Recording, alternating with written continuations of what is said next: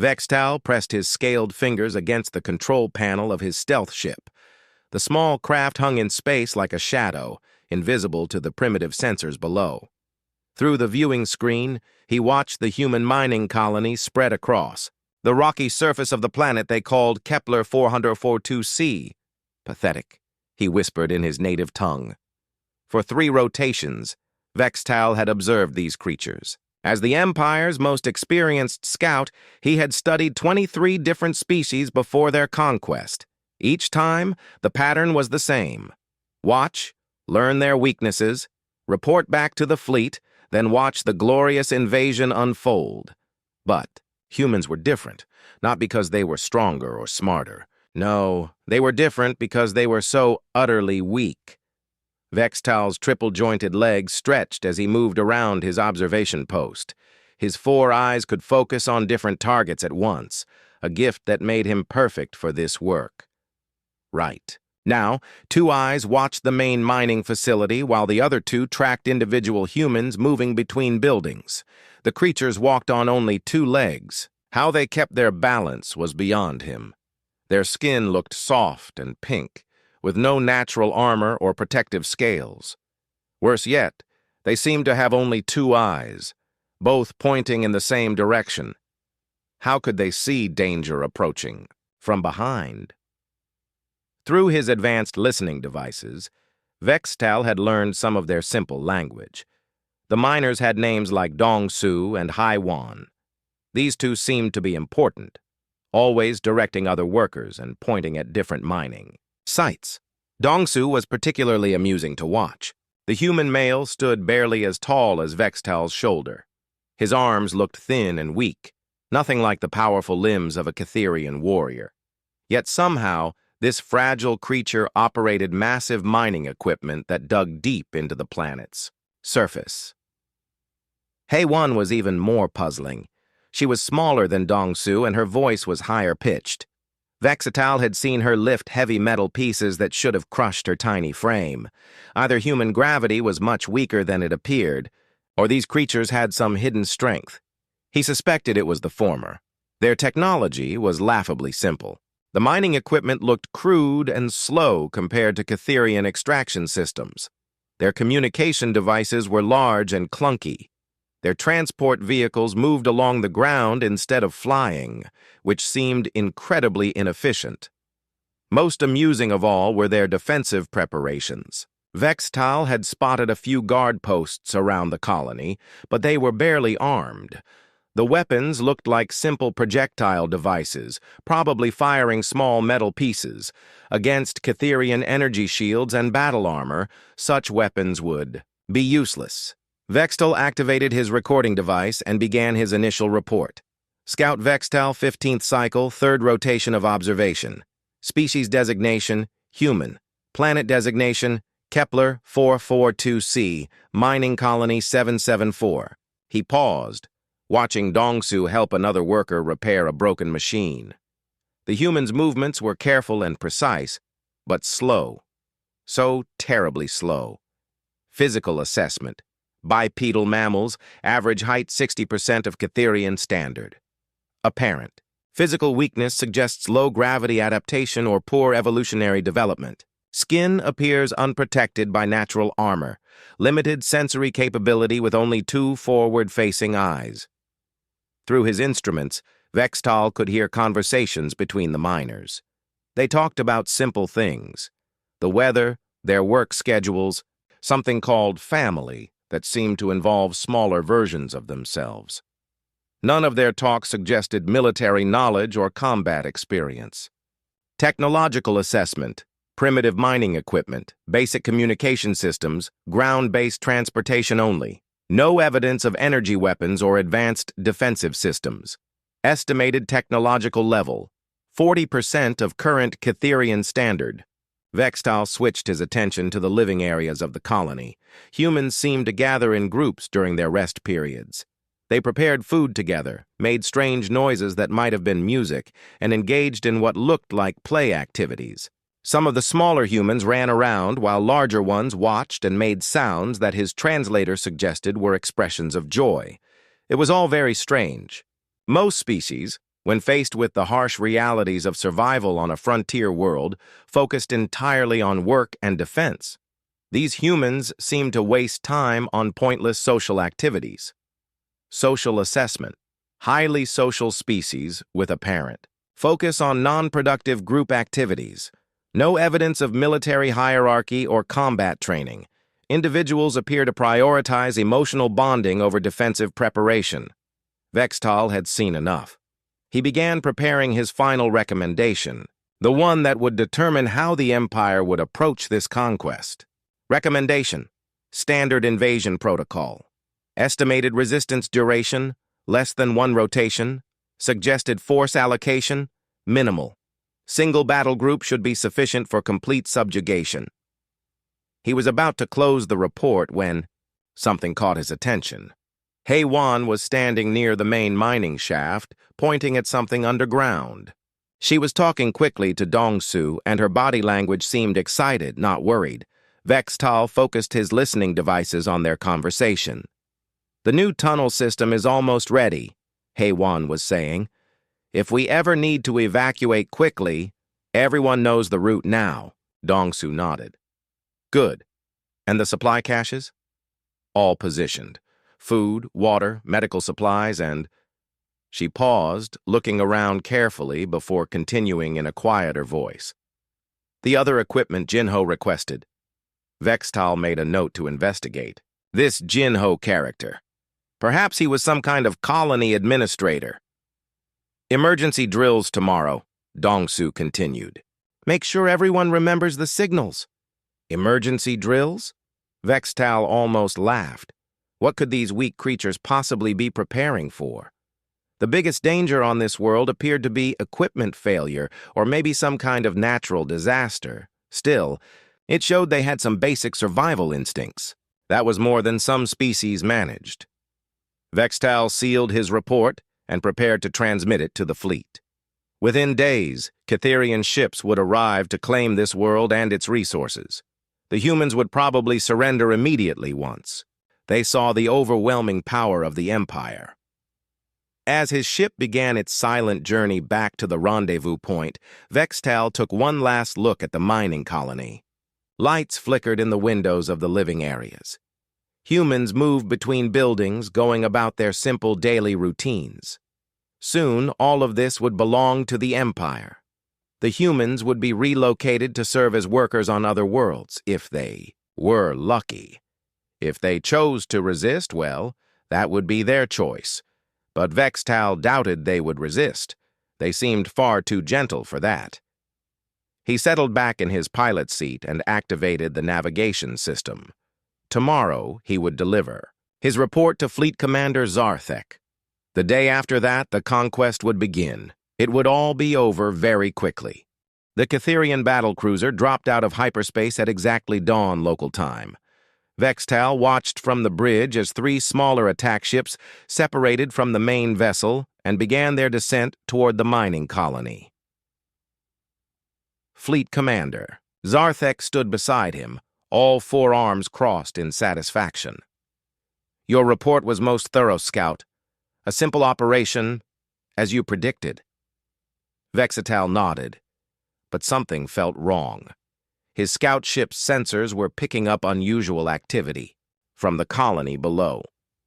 The humans should have been sleeping at this hour, yet their communication networks were buzzing with activity. "Sir," the communications officer reported, "we're detecting multiple signals from the surface. The humans appear to be organizing." Zarthek made a dismissive gesture with 2 of his arms. "Panic responses, completely normal. They'll surrender within the hour." The first attack ship reached the atmosphere. Vextal expected to see the humans running in terror as the massive vessel appeared over their colony. Instead, his sensors showed something impossible. The humans were moving with purpose.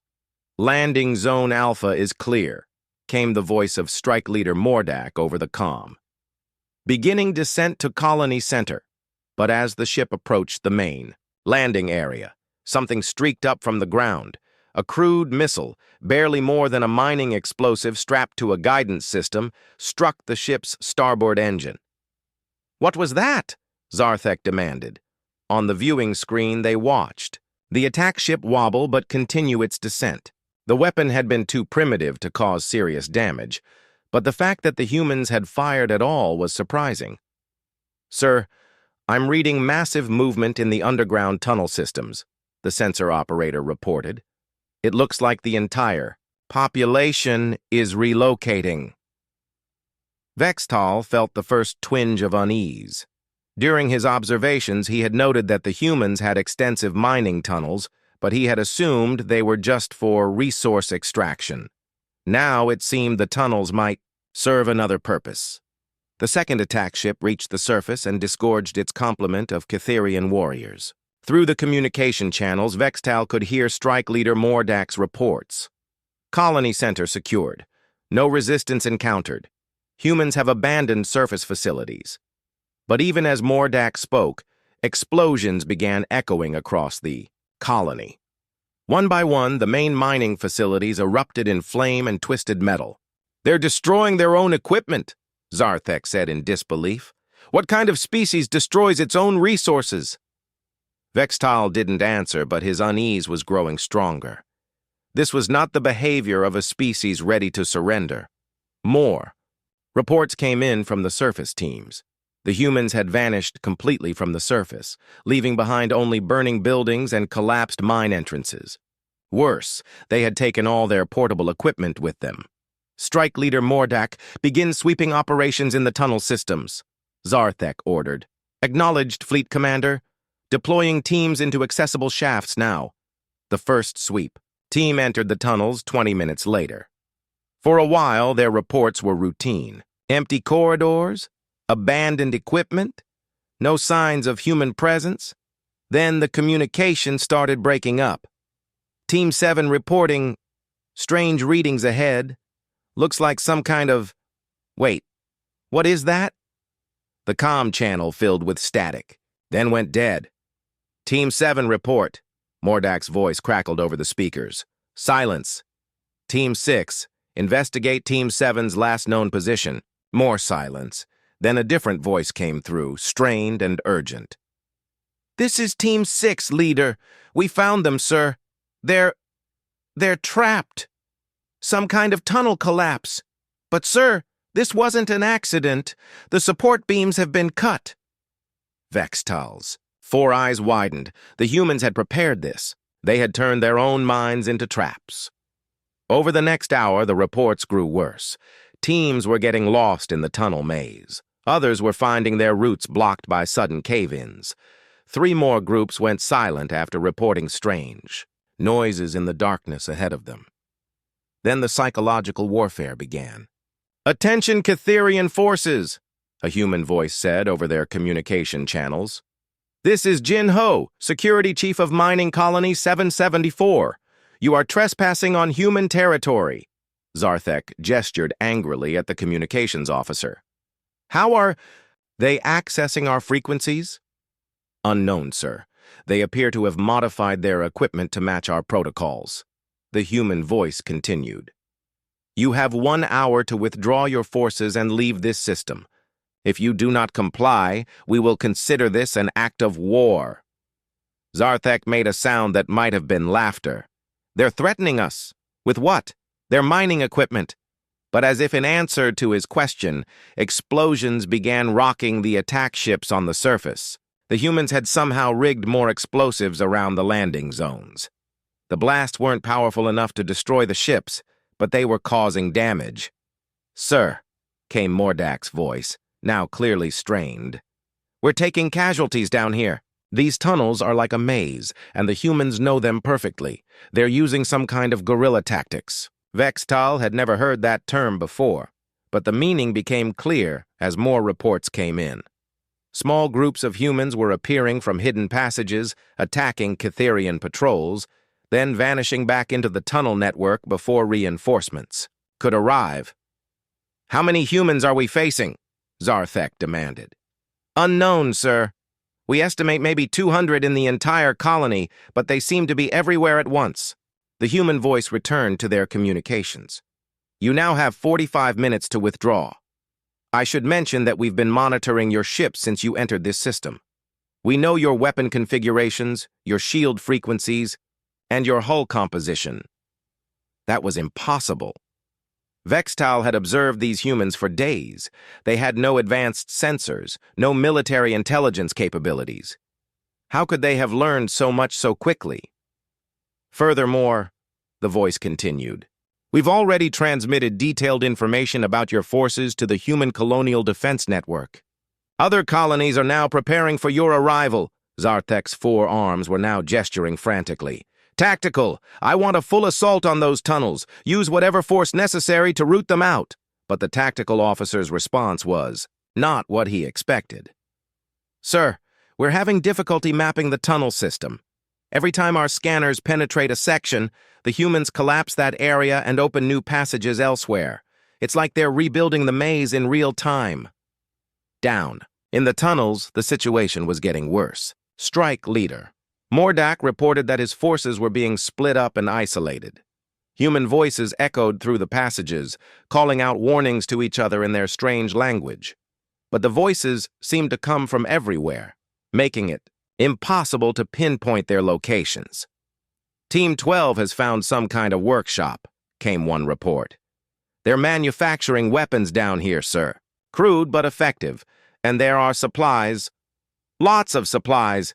It looks like they've been preparing for a siege. Vextal felt his confidence crumbling. During his observations, he had seen Dongsu and Haiwan as simple miners, but now it was clear they had been planning for this moment. The emergency drills, the supply caches, the tunnel modifications, it had all been preparation for war. 30 minutes remaining, Jin Ho's voice announced. I should also mention that our medical officer, Miran, has volunteered to treat any of your wounded. We don't enjoy killing, even when defending ourselves. That was perhaps the most disturbing thing of all.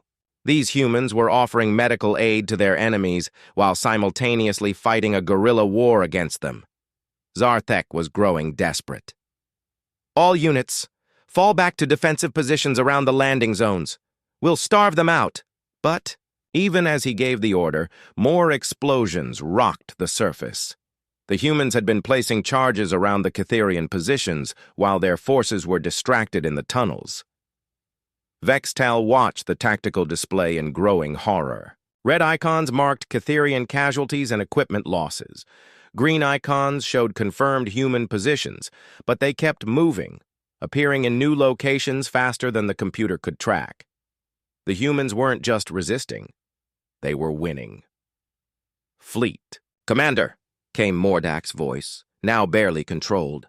I'm requesting immediate evacuation of all surface teams. We've lost contact with 6 units, and the ones we can reach are reporting that they're surrounded. For the first time in his military career, Zarthek looked uncertain. The human voice returned. 15 minutes remaining. After that, we'll consider your continued presence and escalation of hostilities. In the space of a few hours, everything Vextal thought he knew about humans had been proven wrong. They weren't weak, they weren't unprepared, and they definitely weren't going to surrender. 72 hours had passed since the Catherian forces first landed on the human colony. What should have been a simple conquest had turned into a nightmare hunt through endless dark tunnels. Vextal crouched beside strike leader Mordak in what had once been the colony's main mining shaft. The Catherian force now controlled the surface completely, but the surface was empty and worthless. All the valuable equipment had been destroyed or removed. The real battle was happening underground. How many have we lost? Mordak asked quietly. 12 confirmed dead, 31 wounded, and 6 still missing, Vextal replied, checking his tactical display. The humans have turned these tunnels into a death trap. Mordak's 4 eyes reflected the dim light from their portable illuminators. His once proud battle armor was scratched and dented from 3 days of tunnel fighting. I've fought 17 different species across the galaxy. I've never seen anything like this. As if summoned by his words, a sound echoed through the tunnels ahead of them. It was a human voice, young and clear, singing something in their strange language. The melody was haunting and seemed to come from multiple directions at once. "That's the young one," Mordak said with frustration. "Tai Jin, they call him. He's barely more than a child, but he's killed more of our warriors than some entire species managed." Vexatal had heard the reports. Tai Jin was only 17 human years old, practically an infant by Catherian standards.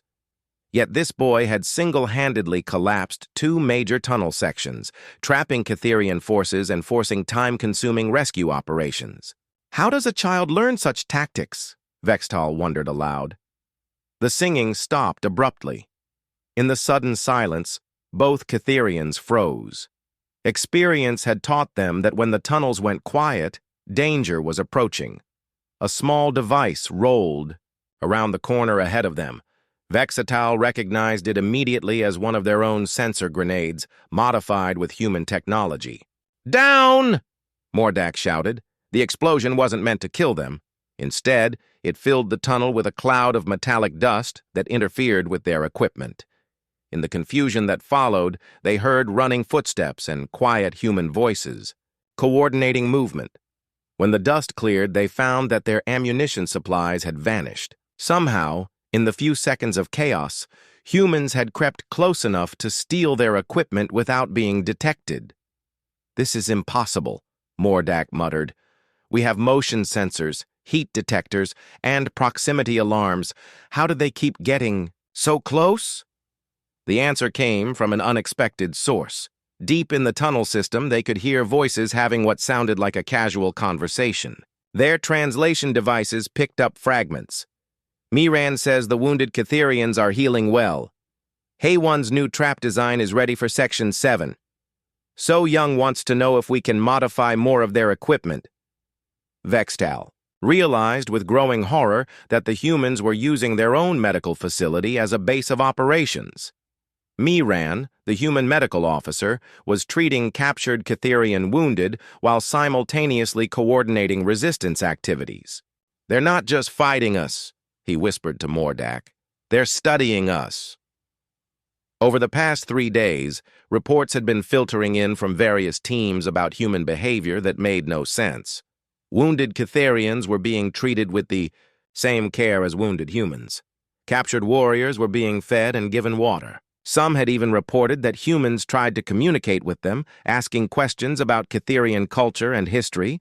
It was as if the humans were conducting some kind of scientific study while fighting a war. Contact from Team 15 came, a voice over their communication system. "We found some kind of human workshop. You need to see this." Vextal and Mordak made their way through the tunnels, following guide markers left by their own forces. The journey took nearly an hour because they had to detour around several collapsed sections and known trap zones. Team 15 had discovered something that changed everything. The workshop was carved out of a natural cavern deep underground. Human-made lights illuminated workbenches covered with Catherian technology in various stages of disassembly. Weapons, communication devices, armor components, and sensor equipment had all been carefully taken apart and analyzed. But more disturbing were the improved versions sitting on nearby tables. "Look at this," said the Team 15 leader, holding up a modified Catherian rifle. "They've increased the power output by 30% and reduced the energy consumption. How did they figure out in 3 days what our engineers took cycles to develop?" Vextal examined the weapon with all 4 eyes. The modifications were elegant and efficient, showing a deep understanding of Catherian technology. But according to his original observations, these humans barely understood their own primitive equipment. "There's more," the team leader continued, pointing to another workbench. "They've been building communication devices that can intercept and decode our encrypted channels. And these," he gestured to a collection of small devices, "we think these are some kind of jamming system for our sensors." That explained how the humans had been moving undetected through the tunnels. They hadn't just been hiding from Catherian technology, they had been neutralizing it. A new voice joined their conversation, coming from speakers built into the workshop walls. It was Haywan. the female human Vextal had initially dismissed, as a weak miner. "I hope you don't mind us borrowing your equipment," she said in perfect Cytherian. "We find your technology quite interesting, though somewhat inefficient in several areas." Mordak raised his weapon toward the speakers, but Haiwan continued talking. "Please don't damage the speakers. They're the only way we can have this conversation. I wanted to personally thank you for the educational opportunity. Your energy weapons have taught us fascinating things about plasma containment." "How do you know our language?" Mordak demanded. "Your wounded have been very helpful teachers. In exchange for medical care, several have shared information about Cytherian culture and technology. It's amazing how much one can learn through simple conversation." Vextal felt something cold settle in his stomach.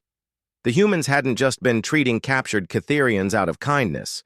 They had been gathering intelligence. "We've been particularly interested in your shield generators," Haywan continued. "The frequency modulation is quite clever, but we've found a few ways to improve the efficiency. Would you like to see?" Before anyone could respond, the Cytherian equipment throughout the workshop began powering down. The humans had somehow remotely disabled everything. "Don't worry," Haywan's voice said reassuringly. "The equipment isn't damaged. We've just temporarily adjusted the power flow. Consider it a demonstration of our capabilities." Team 15 was now effectively trapped in the workshop with non-functional weapons and communication devices. But instead of attacking, the humans did something unexpected. Lights came on, revealing hidden passages, and several humans emerged with their hands raised in a gesture of peace. Leading them was a young man who looked barely old enough to fight. "I'm Tae-Jin," he said in careful Cytherian. "Haywan asked me to escort you safely back to your main force." This was the 17-year-old who had been terrorizing Cytherian forces for 3 days. Up close, he looked exactly like what he was, a boy who should have been learning a trade, not fighting a war. "Why?" Mordak asked. "Why let us go?" Tae-Jin thought for a moment before answering. "Because Miran says that understanding each other is the first step toward ending conflicts, and because Dongsu thinks your leaders need to see what we've learned." As they made their way back through the tunnels, escorted by humans who knew every passage perfectly, Vextal tried to process what he had witnessed. These weren't just miners defending their home. They were something far more dangerous. They were problem solvers. Every challenge the Cytherians had presented, the humans had found a way to overcome. Superior technology? They studied it and improved it. Advanced tactics? They adapted and countered them. Overwhelming force? They turned the environment itself into a weapon. Worst of all, they were doing it while maintaining their strange moral code. Treating enemies with kindness, sharing food and water, providing medical care to wounded invaders. It was as if they were trying to prove that warfare didn't require abandoning one's principles. When they finally reached the main Cytherian position, Tae-Jin handed Mordak a small device. "What is this?" the strike leader asked. "A communication system that works on both human and Cytherian frequencies," the boy replied. "In case your leaders want to talk instead of fight." As the humans disappeared back into their tunnels, Vextal realized that everything had changed. This wasn't just a failed conquest anymore. This was the moment he first understood what it meant to be afraid of humans. By the 4th day, Fleet Commander Zarthek had called for reinforcements. The second battle group dropped out of hyperspace at dawn, bringing fresh troops and heavy assault equipment. Vextal watched from the command deck as the new ships took position around the planet. "This ends today," Zarthek declared, his forearms gesturing at the tactical display. "No more games with tunnel rats. We'll use seismic charges to collapse their entire underground network." Vextal felt uneasy about the plan, but he couldn't argue with the logic.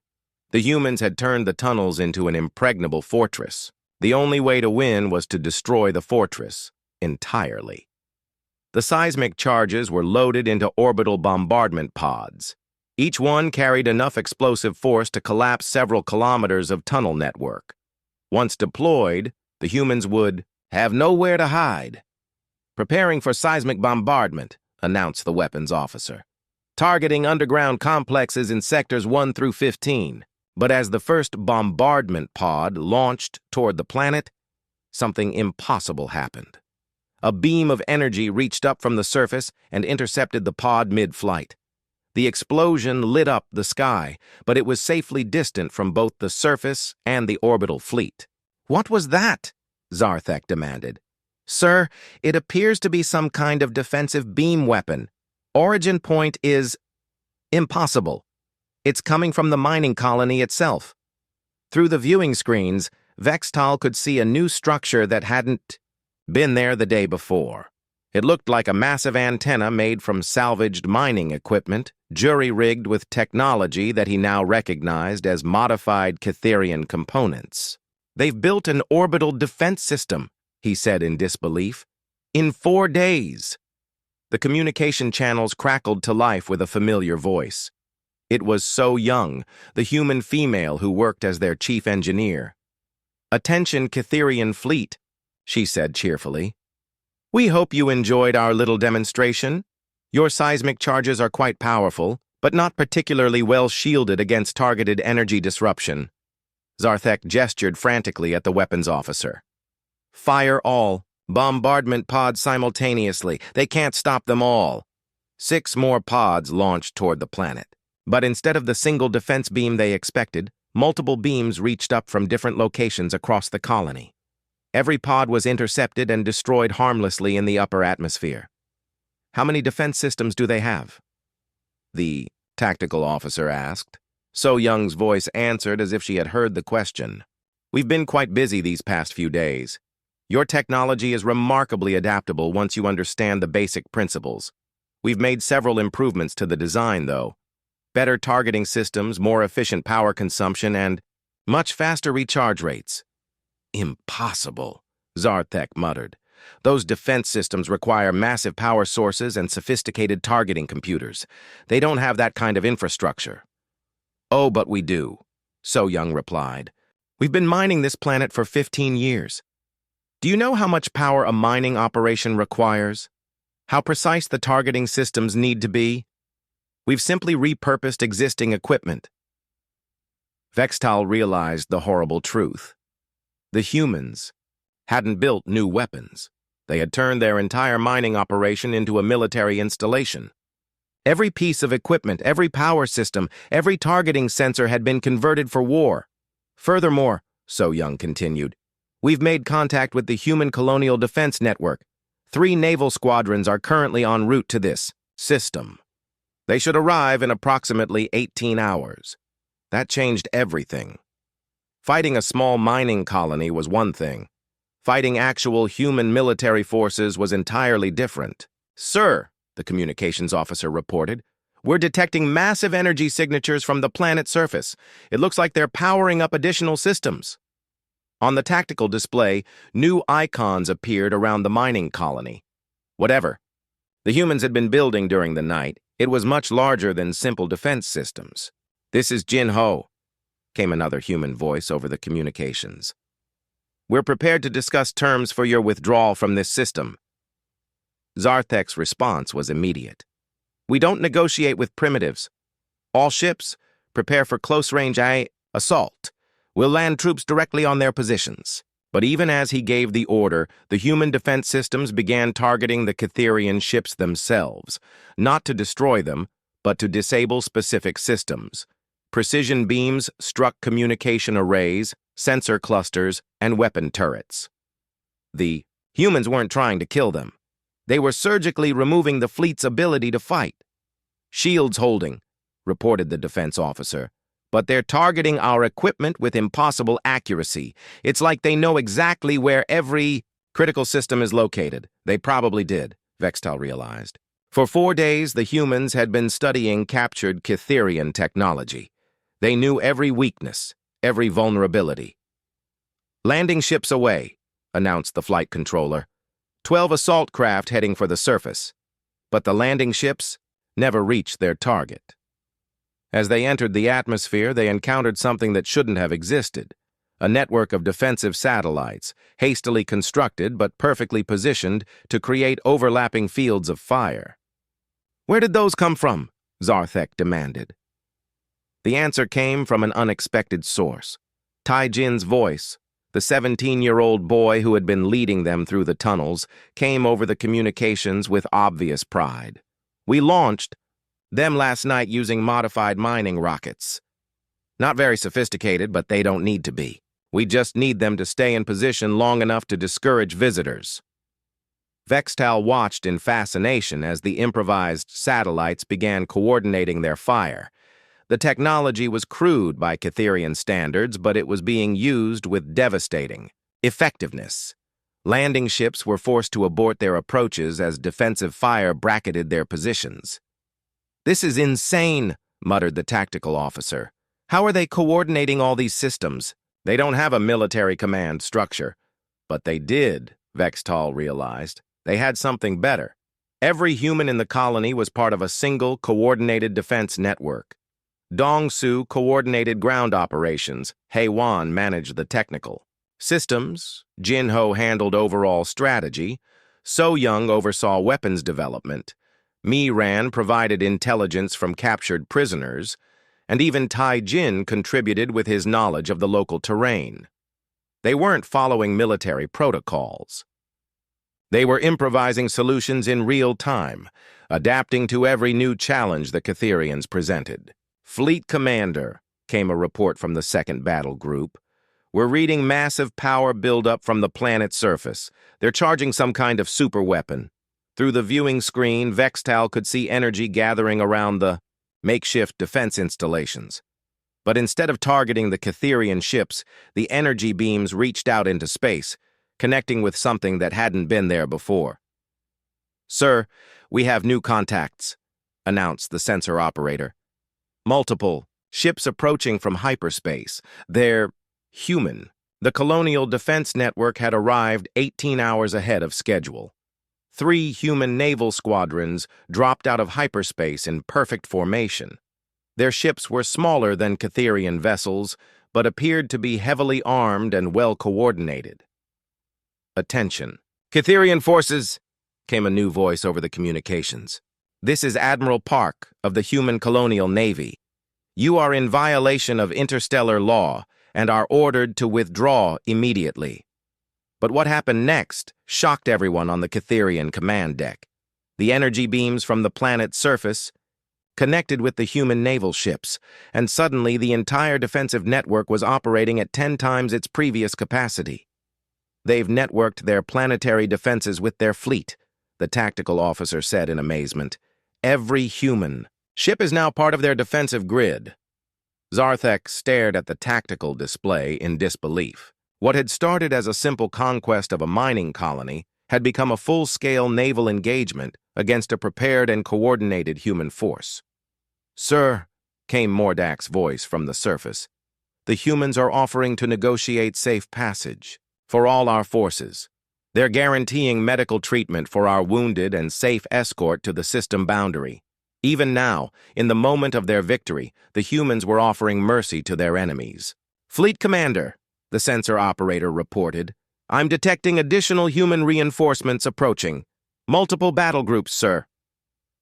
Vextal looked at the tactical display and understood that everything had changed. This wasn't just about one mining colony anymore. The humans had turned a single defensive action into a demonstration of their military capabilities for the entire galaxy to witness. They had shown that they could take any technology, any situation, any challenge, and find a way to not just survive, but to win. For the first time in Catherian military history, Zarthek gave the order to retreat.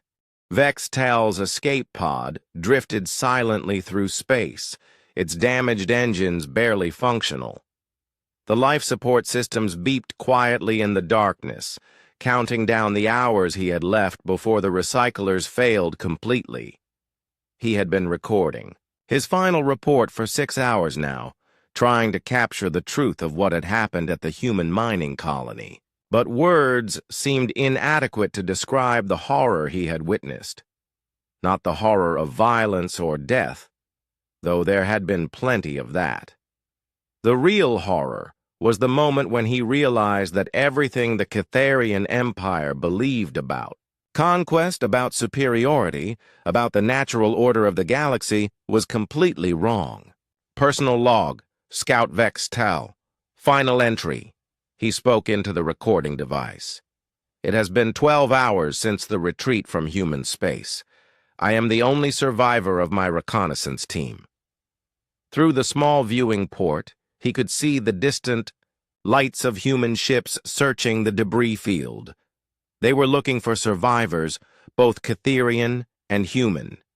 Even now, after driving off an invasion force, they were trying to save lives.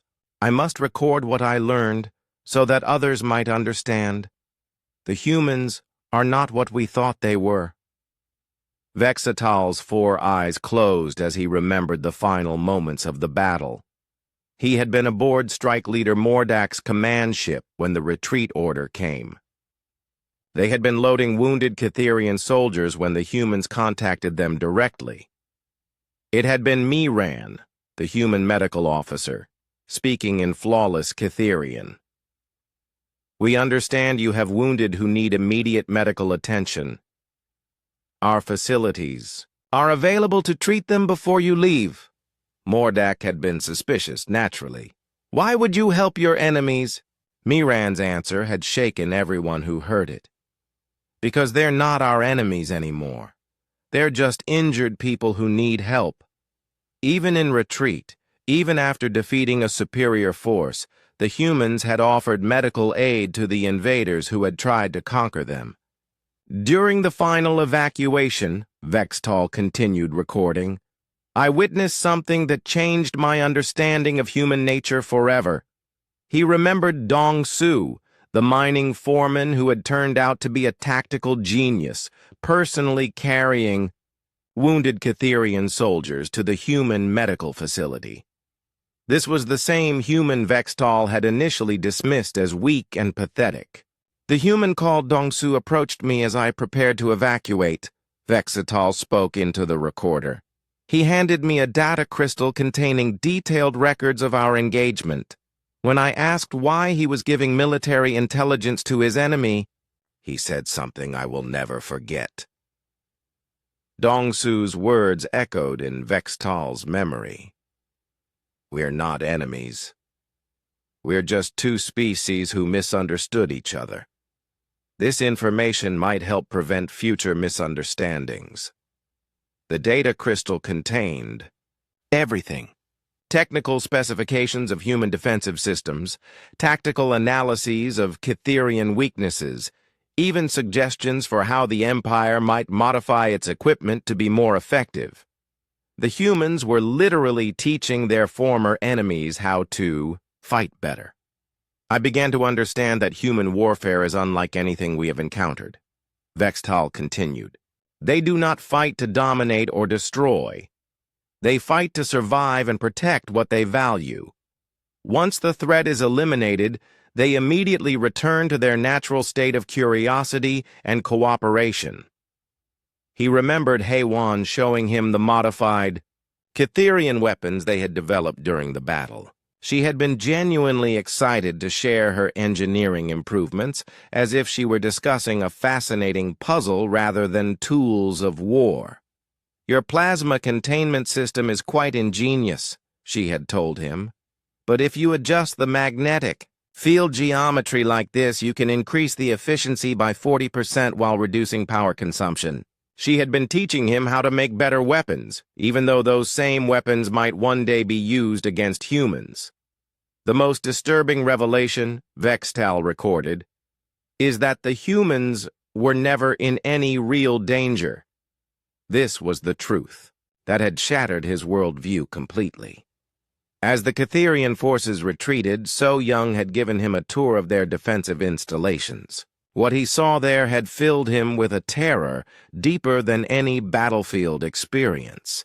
The humans hadn't just repurposed their mining equipment for defense. They had been preparing for this kind of conflict for years. Every mining colony in human Space had similar defensive capabilities hidden beneath the surface. The attack on Mining Colony 774 had been a test, a chance to evaluate alien capabilities and develop countermeasures. They allowed us to attack them, Vextal said quietly. They could have destroyed our fleet the moment we arrived, but they chose not to.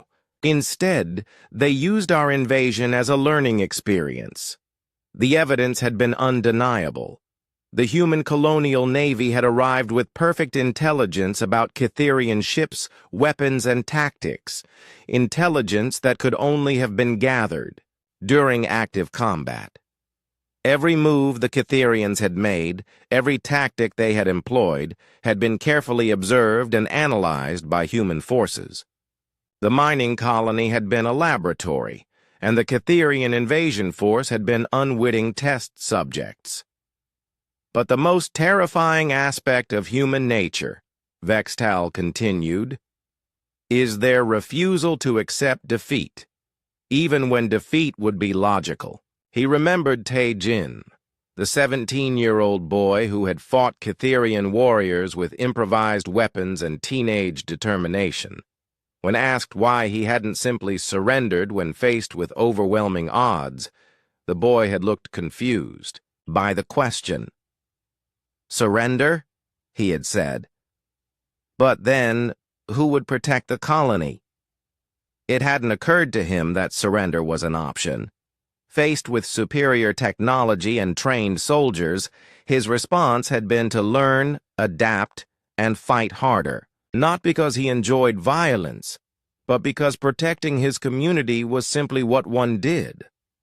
"I believe," Vextal recorded, "that humans may be the most dangerous species in the galaxy, not because they are violent, but because they are impossibly stubborn." A soft chime indicated that his escape pod was being scanned by an approaching vessel. Through the viewing port, he could see a human rescue ship moving toward him with running lights flashing in what he had learned was a peaceful approach pattern. His recording device crackled as an incoming communication signal reached the pod. Cytherian. "Survivor, this is the human vessel Mercy's Hand. We're here to assist you. Do you require immediate medical attention?" It was Kyung-min, the human communications officer, who had somehow managed to intercept and decode Cytherian military frequencies. During the battle, now she was offering to rescue the enemy scout who had helped plan the invasion of her home. "Why?" Vextal asked over the communication channel. "Why help me?" Kyung-min's response was immediate. "Because you're in trouble, and helping people. In trouble is what we do." As the human ship's docking tube connected to his escape pod, Vextal made his final log entry. "To any Cytherian who finds this recording, do not attack the humans. Not because you cannot win, but because winning would be meaningless.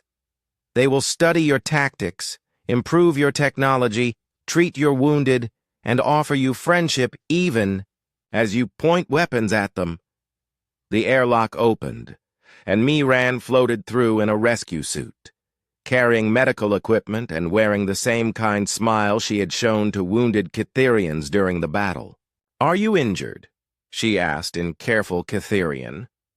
"No," Vextal replied. "But I think my understanding of the universe is permanently damaged."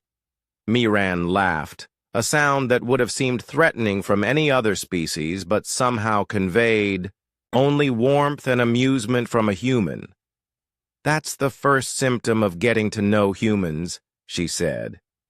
"Don't worry, it gets better."